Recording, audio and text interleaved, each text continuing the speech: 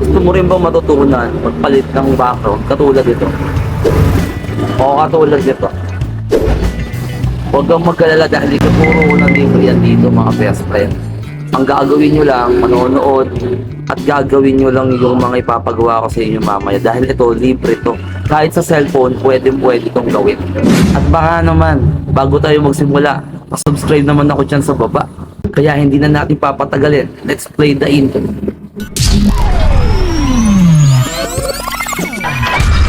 At dadako na nga tayo kay paring Google. Kay paring Google naman, itatype mo lang naman dyan kung ano yung gusto mo mangyari sa video mo. For example, meron kang video na gusto mo magbablog ka at gusto mo office yung background mo.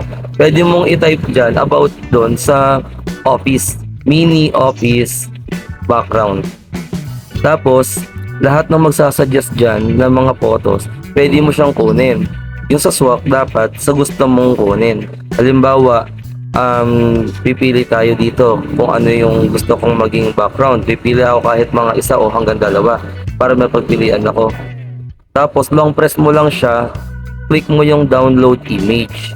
Tapos hahanap ako ng isa. After nyan, punta tayo kay CapCut. Dito naman sa CapCut, i-download mo lang siya sa Play Store mo. Tapos pipili tayo ng dinownload natin kanina. Kung ano yung mapili mo, pwede mo na siyang i-click para doon na siya malagay sa pinaka-main. Lalagay ko na siya, tapos click mo yung image, pahabain mo. Kasi mag-a-add tayo ng video sa baba para hindi rin kapusin yung nasa taas mamaya. Ang next step natin dyan, mag-overlay tayo. Pipili tayo ng isa sa video na gusto kong tanggalan ng background. Kunyari, ito yung gusto kong tanggalan ng background. So, click mo siya, i-click mo lang din, tapos idadrag mo siya pababa. Depende sa laki ng gusto mo na ilagay kung gaano kakalaki kumbaga sa screen mo.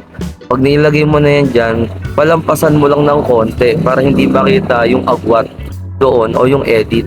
Yan. Tapos i-click mo naman yung remove PG, tapos auto removal. Tapos mag-edit ka na kung anong gusto mong sabihin dyan sa vlog mo. After nyan, pagkatapos mo yan, pwede mo na siyang i-export. Click mo yung export doon, tapos 1080p 60 yung frame rate, then yung recommended niya, dun lang tayo. At pagkatapos mo na nga i-export, ito na yung kakalabasan. At ngayon, nalaman mo na kung paano magpapalit-palit ng background sa video mo, ay sigurado hindi na magiging pangit ang background mo at laging look professional na ang mga videos na gagawin mo. Kaya good luck sa journey mo. At baka naman mga best friend, pa-subscribe naman